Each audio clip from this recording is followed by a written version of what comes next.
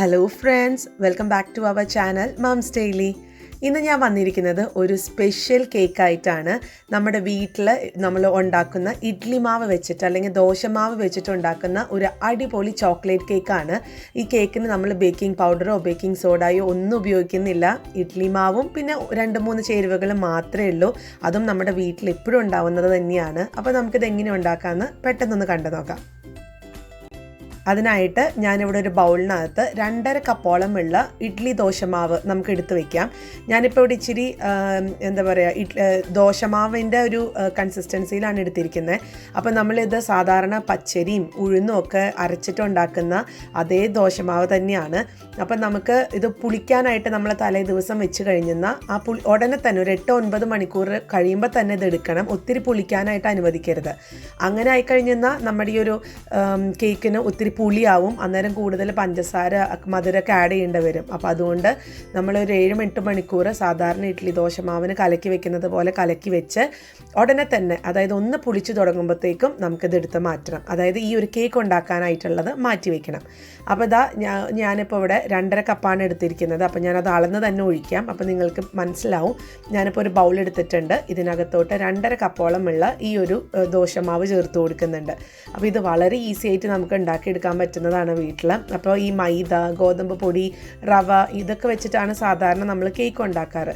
അപ്പം അങ്ങനെയൊക്കെ അതിൽ നിന്നൊക്കെ ഒരു വ്യത്യസ്തമായിട്ടുള്ളൊരു കേക്കാണ്. അതും ആർക്കും ഈസി ആയിട്ട് ഉണ്ടാക്കാൻ പറ്റുന്നതാണ് കേട്ടോ. ഇനി അടുത്തത് ഇതിനകത്തോട്ട് ചേർക്കാൻ പോകുന്നത് 1/4 കപ്പോളമുള്ള റവയാണ്. ഇത് വറുത്ത റവയോ വറുക്കാത്തത് റവ എന്ത് വേണമെങ്കിലും ആവാം. ഒരു 1/4 കപ്പ് നമുക്ക് ചേർത്ത് കൊടുക്കാം. പിന്നെ അടുത്തത് അതേ ഒരു 1/4 കപ്പോളം തന്നെ ഞാൻ പഞ്ചസാര ചേർത്ത് കൊടുക്കുന്നുണ്ട്. അപ്പോൾ പഞ്ചസാര ഞാൻ തരിയോട് കൂടെ തന്നെയാണ് ചേർത്ത് കൊടുക്കുന്നത്. അപ്പോൾ പഞ്ചസാരയുടെ അളവ് നിങ്ങൾക്ക് കൂടുതലോ ഒക്കെ മാറ്റി എടുക്കാവുന്നതാണ്. കുറച്ചോ കൂടുതലോ ഒക്കെ ആഡ് ചെയ്യാം. എനിക്ക് തോന്നുന്നു ഈ 2.5 കപ്പോളമുള്ള ഇഡ്ലി മാവിന് അല്ലെങ്കിൽ ദോശമാവിന് നമുക്ക് ഈ 1/4 കപ്പോളമുള്ള മധുരം കറക്റ്റാണ്. ഇനി നമുക്ക് ഇതിനകത്ത് വെള്ളം ഒന്നും ചേർക്കേണ്ട കാര്യമില്ല. കാരണം പഞ്ചസാര ഒന്ന് നമ്മൾ ഇളക്കി കൊടുക്കുന്നതോറും നലിഞ്ഞ് വരുമ്പോഴത്തേക്കും ഇച്ചിരി ഒരു വെള്ളം പോലെ ആവും. അപ്പോൾ അതുകൊണ്ട് വെള്ളമൊന്നും ആഡ് ചെയ്യേണ്ട കാര്യമില്ല. ഇപ്പം ഞാൻ എടുത്തിരിക്കുന്ന ഒരു ദോശമാവിൻ്റെ പരിവായതുകൊണ്ട് തന്നെ എനിക്ക് ഒത്തിരി അങ്ങ് വെള്ളത്തിൻ്റെ ഒരു ആവശ്യം വന്നില്ല. ഇനി നിങ്ങൾ ഇച്ചിരി കട്ടിയായിട്ട് ഒരു ഇഡ്ലി മാവിൻ്റെ പരുവത്തിനാണ് എടുത്തിരിക്കുന്നത് എന്നുണ്ടെങ്കിൽ ചിലപ്പം ഈ ഒരു പഞ്ചസാര ചേർക്കുമ്പോൾ അത് കറക്റ്റ് ഒരു വെള്ളത്തിൻ്റെ പരുവാവും. ഇല്ലെങ്കിൽ അല്പം വെള്ളം ആഡ് ചെയ്യാം. ഇനി ഇതിനകത്തോട്ട് കൊക്കോ പൗഡറാണ് ചേർത്ത് കൊടുത്തിരിക്കുന്നത്. ഞാൻ ഉപയോഗിക്കുന്നതാണ് ഇപ്പോൾ കാണിച്ചത്. ഞാനപ്പോൾ 2 ടേബിൾ സ്പൂണോളമുള്ള കൊക്കോ പൗഡർ ചേർത്ത് കൊടുത്തിട്ടുണ്ട്. അപ്പോൾ ഇതൊരു ചോക്ലേറ്റ് റെസിപ്പി ആയതുകൊണ്ടാണ് ഞാൻ കൊക്കോ പൗഡർ ചേർത്ത് കൊടുത്തിരിക്കുന്നത്. നിങ്ങളൊരു സാധാരണ കേക്കാണ് ഉണ്ടാക്കുന്നത് എന്നുണ്ടെങ്കിൽ ഈ ഒരു ചോക്ലേറ്റ് ആഡ് ചെയ്യുന്നതിന് പകരം നിങ്ങൾക്ക് എന്തെങ്കിലും ഒരു വെനില എസൻസ് ഒക്കെ ചേർത്ത് കൊടുക്കാം. അപ്പോൾ ഒരു സാധാരണ സ്പോഞ്ച് കേക്ക് അല്ലെങ്കിൽ ഒരു വാനില കേക്ക് പോലെ നമുക്ക് കിട്ടും കേട്ടോ. അപ്പോൾ ഇനി ചെയ്യേണ്ടത് നമുക്ക് ഈ ഒരു സ്പാച്ചിലോ അല്ലെങ്കിൽ ഒരു കയ്യിൽ വെച്ചിട്ട് നന്നായിട്ട് തന്നെ ഒന്ന് മിക്സ് ചെയ്ത് കൊടുക്കണം.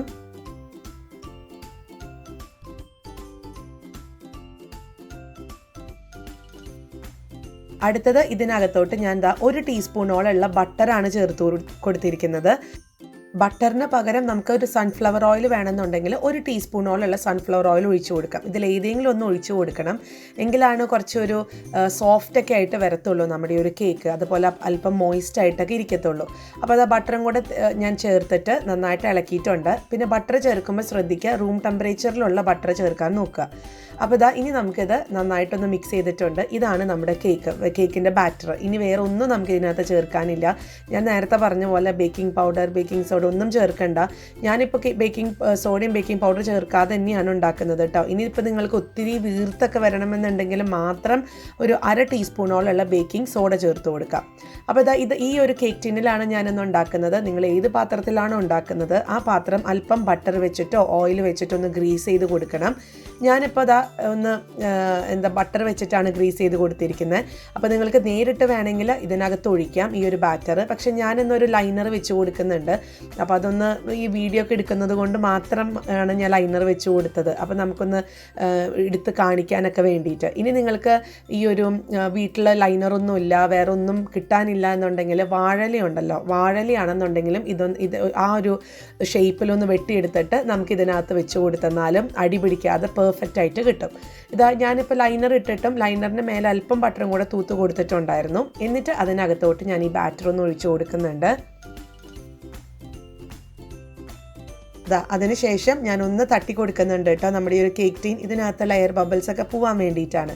ഇനി എങ്ങനെയാണ് ഇത് ഓവൻ ഇല്ലാതെ നമുക്ക് ബേക്ക് ചെയ്യുന്നതെന്ന് നോക്കാം. അതിനായിട്ട് ഞാനൊരു പാത്രം, ഇവിടെ മൂടികളുള്ള ഒരു പാത്രമാണ്, ഒരു പാനാണ് ഇത്. ഞാൻ ഒരു 5 മിനിറ്റോളം ഹൈ ഫ്ലെയിമിലിട്ടിട്ടായിരുന്നു ഞാൻ ചൂടാക്കിയിട്ടുണ്ടായിരുന്നത്. മൂടിക വെച്ചിട്ട് തന്നെയാണ് ചൂടാക്കിയത്. ഇനി നമുക്ക് കേക്ക് വെച്ച് കൊടുക്കണം. ആ നേരം ആവുമ്പോൾ ഇതിനകത്തോട്ട് ഇതുപോലത്തെ ഒരു സ്റ്റാൻഡ് വെച്ച് കൊടുക്കാം. അല്ലാന്നുണ്ടെങ്കിൽ ഏതെങ്കിലും ഒരു സ്റ്റീൽ പാത്രത്തിൻ്റെ മൂടിക ഒന്ന് കമത്തി കൊടുക്കാം. ഒന്നുമില്ല എന്നുണ്ടെങ്കിൽ അല്പം ഉപ്പ് വെതറി കൊടുക്കാം. അതായത് അടിഭാഗം കവർ ചെയ്യുന്ന തരത്തിലുള്ള ഉപ്പ് വെതറി കൊടുക്കുക. എന്നിട്ട് ഞാൻ മൂടി വെച്ചിട്ടുണ്ട്. നമുക്കൊരു 15 മുതൽ 20 മിനിറ്റാണ് ഇതിൻ്റെ ഒരു സമയം. അപ്പോൾ ഒരു മീഡിയം ഫ്ലെയിമിൽ ഇടുക, ഇടയ്ക്ക് ഇത് ലോ ഫ്ലെയിമിലോട്ട് മാറ്റുക. അങ്ങനെ ഒന്ന് അഡ്ജസ്റ്റ് ചെയ്ത് ഒരു 15 മിനിറ്റ് 20 മുതൽ 20 മിനിറ്റ് വരെ. അപ്പോൾ ഞാനൊരു 15 മിനിറ്റ് ഞാനൊന്ന് നോക്കിയിട്ടുണ്ടായിരുന്നു, കഴിഞ്ഞ് നോക്കി. പുറമെയൊക്കെ ഒട്ടും തന്നെ കൈയൊന്നും എൻ്റെ ഒട്ടിപ്പിടിക്കുന്നില്ല.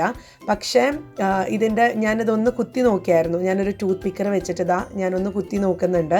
അപ്പോൾ എനിക്ക് അത് ക്ലീൻ ആയിട്ട് വന്നിട്ടില്ല. അതിനർത്ഥം ഇതിൻ്റെ ഉള്ളിൽ വെന്തിട്ടില്ല എന്നുള്ളതാണ്. ചെറുതായിട്ട് കണ്ടോ, ഒരു ബ്രൗൺ പോലെ, ഉള്ളിൽ വേവാത്ത പോലെ എനിക്ക് തോന്നി. അപ്പോൾ അതുകൊണ്ട് ഞാനൊരു 5 മിനിറ്റും കൂടെ ഒരു ലോ ഫ്ലെയിമിൽ തന്നെ വെച്ച് കൊടുക്കുന്നുണ്ട്. അപ്പോൾ 5 മിനിറ്റ് കഴിയുമ്പോൾ നോക്കാം.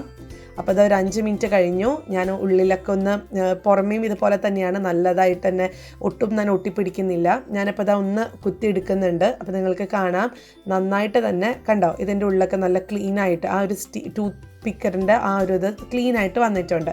ഇനി നമുക്കിതൊന്ന് മാറ്റി വയ്ക്കാം. ഇപ്പോൾ ഇതൊന്ന് ചൂടാറട്ടെ. ഇപ്പോൾ ഇവിടെ കേക്കൊക്കെ ചൂടാറി വന്നിട്ടുണ്ട്, അത്യാവശ്യം ചൂടാറിയിട്ടുണ്ട്.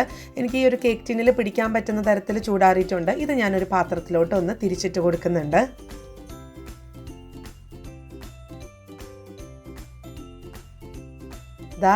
കണ്ടോ, ഒട്ടും ഒട്ടിപ്പിടിക്കാതെ തന്നെ നല്ല പെർഫെക്റ്റ് ആയിട്ട് നമ്മുടെ കേക്ക് കരിയാണ്ടും അതുപോലെ ഒട്ടിപ്പിടിക്കാതൊക്കെ വന്നിട്ടുണ്ട്. ഇപ്പോൾ ഈ കാണുന്ന പാടുകൾ നമ്മൾ വെച്ചിരിക്കുന്ന ബട്ടർ പേപ്പർ അല്പം ചുളിഞ്ഞൊക്കെ ഇരുന്നത് കൊണ്ടാണ് ആ ഒരു വടു പോലെയൊക്കെ വന്നിരിക്കുന്നത് കേട്ടോ. അത് അല്ലാത്ത പക്ഷം നമ്മുടെ കേക്ക് നല്ല സോഫ്റ്റാണ്. നിങ്ങൾക്ക് ഞാൻ പ്രസ് ചെയ്ത് കാണിക്കാം കേട്ടോ. കണ്ടില്ലേ, നല്ല സോഫ്റ്റായിട്ട് തന്നെയാണ് ഇരിക്കുന്നത്. അപ്പോൾ നമുക്ക് ഈ കേക്ക് ഇങ്ങനെ തന്നെ കഴിക്കാം, വേറെ ഡെക്കറേഷൻസ് ഒന്നും വേണ്ട. ഇതാണ് ഒരു പെർഫെക്റ്റ് കേക്ക്. പിന്നെ ഞാൻ ഇതിൻ്റെ ഒരു വേറൊരു രീതിയിലും കൂടെ നമുക്കിതിനെ ഡെക്കറേറ്റ് ചെയ്യാമെന്നുള്ളതും കൂടെ കാണിക്കാം. അപ്പം സാധാരണ ഒരു കേക്ക് ഉണ്ടാക്കുന്നവർക്ക് ഈ ഒരു പ്രോസസ്സ് വെച്ച് നിർത്താവുന്നതാണ്.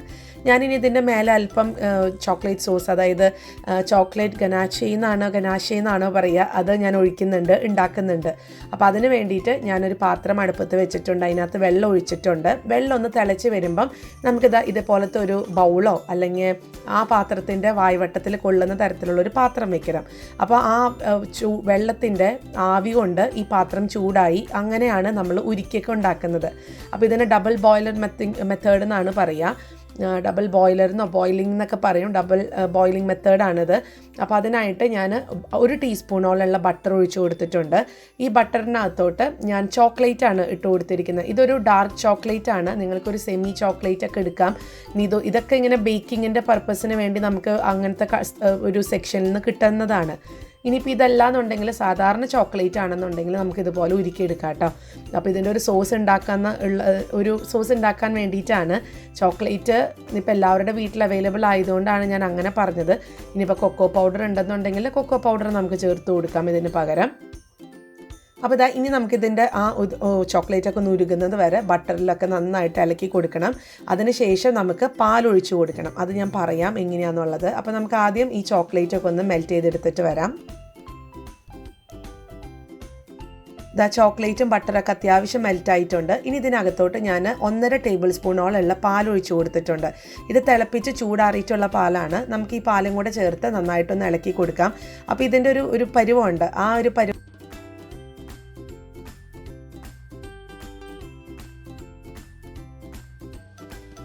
ഞാൻ 1 ടേബിൾ സ്പൂണോളം കൂടെയുള്ള പാലൊഴിച്ച് കൊടുത്തിട്ടുണ്ട്. എന്നിട്ട് ഒന്നും കൂടെ ഒന്ന് മിക്സ് ചെയ്യുന്നുണ്ട്.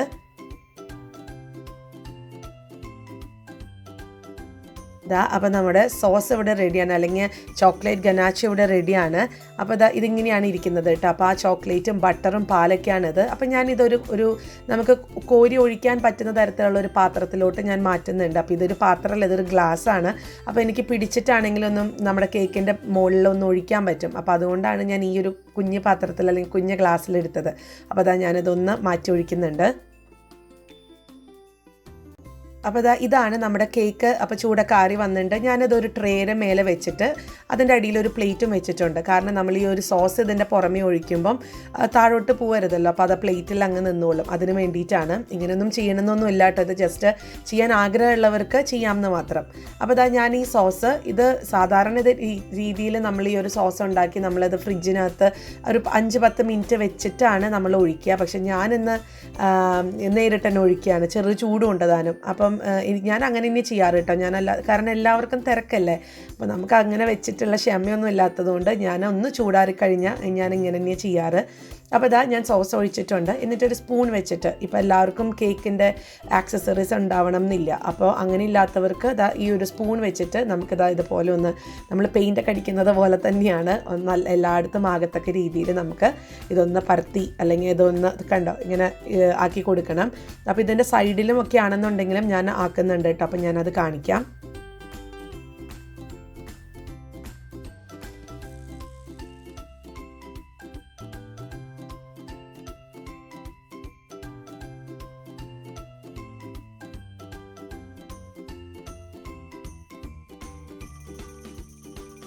അങ്ങനെ ഞാൻ എല്ലാ സൈഡിലും അതായത് ഈ ഒരു കേക്കിൻ്റെ ചുറ്റുമൊക്കെ സ്പൂൺ വെച്ചിട്ടൊക്കെ ഒന്ന് ഈ ഒരു ചോക്ലേറ്റ് സോസൊക്കെ ആക്കിയിട്ടുണ്ട്. ഇനി നമുക്ക് ഇതിൻ്റെ മേലെ അല്പം ഒരു ഡെക്കറേഷനൊക്കെ വേണ്ടിയിട്ടും ഫോട്ടോ എടുക്കാനുള്ള ഭംഗിക്കും ഒക്കെ വേണ്ടിയിട്ട് കുറച്ച് 2-3 ചെറി ഇതിൻ്റെ നടുക്കിൽ വെച്ച് കൊടുക്കുന്നുണ്ട്. അതുപോലെ തന്നെ ഞാൻ അല്പം ചോക്ലേറ്റ്, നേരത്തെ നമ്മൾ ഉരുക്കിയ ചോക്ലേറ്റിൽ നിന്ന് ഒരു 4 പീസുള്ള ചോക്ലേറ്റ് മാറ്റി വെച്ചിട്ടുണ്ടായിരുന്നു. അതൊന്ന് നമുക്കൊരു ഗ്രേറ്റർ വെച്ചിട്ടൊന്ന് ഗ്രേറ്റ് ചെയ്തെടുക്കണം. കാരണം നമ്മുടെ ചോക്ലേറ്റ് കേക്കിൻ്റെ മേലൊന്ന് ഭംഗിക്ക് ഇട്ട് കൊടുക്കാൻ വേണ്ടിയിട്ടാണ്. ഇതൊക്കെ തികച്ചും ഓപ്ഷണലാണ്. അപ്പം ഞാനിതെന്തായാലും ഗ്രേറ്റ് ചെയ്തെടുത്തിട്ട് വരാം. നമ്മുടെ ചോക്ലേറ്റ് റെഡിയാണ് കേട്ടോ. അപ്പോൾ ഇങ്ങനെയാണ് ഇരിക്കുന്നത് ഗ്രേറ്റ് ചെയ്തിട്ടുള്ളത്. അപ്പോൾ നമുക്ക് നമ്മുടെ ഒരു ഗ്രേറ്ററിന് പല ബ്ലേഡുകൾ ഉണ്ടെന്നുണ്ടെങ്കിൽ നിങ്ങൾക്ക് നല്ല രീതിയിൽ ഏത് ബ്ലേഡിൽ വേണമെന്നുണ്ടെങ്കിൽ നിങ്ങൾക്ക് ഗ്രേറ്റ് ചെയ്തെടുക്കാം. ഞാൻ എടുത്തിരിക്കുന്നത് കുഞ്ഞിതായിപ്പോയി, അല്ലാന്നുണ്ടെങ്കിൽ ഇച്ചിരി നീളത്തിലൊക്കെയാണ് വരിക. ഞാനെടുത്ത ഗ്രേറ്റർ വേറെയായിരുന്നു എന്ന്. അപ്പോൾ ഇനി നമുക്ക് നമ്മുടെ ഇഷ്ടത്തിനനുസരിച്ച് ഭാവനയ്ക്ക് അനുസരിച്ച് ഇതിനെ ഡെക്കറേറ്റ് ചെയ്യാം. ഞാനിപ്പോൾ വളരെ സിമ്പിളായിട്ടുള്ളൊരു ഡെക്കറേഷനാണ്. ഇതിന് ചുറ്റോറും ഞാൻ ഇതുപോലെ ആ ഒരു ചോക്ലേറ്റിൻ്റെ പൊടി ഒന്ന് ഗ്രേറ്റ് ചെയ്തിട്ട് അതൊന്ന് ഇട്ട് കൊടുക്കുന്നുണ്ട്. ഇനി നിങ്ങൾക്ക് വേണമെന്നുണ്ടെങ്കിൽ നമ്മുടെ ഈ ഒരു കേക്കിൻ്റെ സൈഡിലും കൂടെ നമുക്ക് ചെറുതായിട്ടൊന്ന് കൈ വെച്ചിട്ടൊക്കെ ഒന്ന് ഒട്ടിച്ച് കൊടുക്കാം. ഞാനപ്പോൾ അതും കാണിക്കാം. കണ്ടോ, ഞാനിപ്പോൾ കേക്കിൻ്റെ ആ ഒരു സൈഡിലും കൂടെ ഇതുപോലെ ഒന്ന് ചെയ്തെടുക്കുന്നുണ്ട്.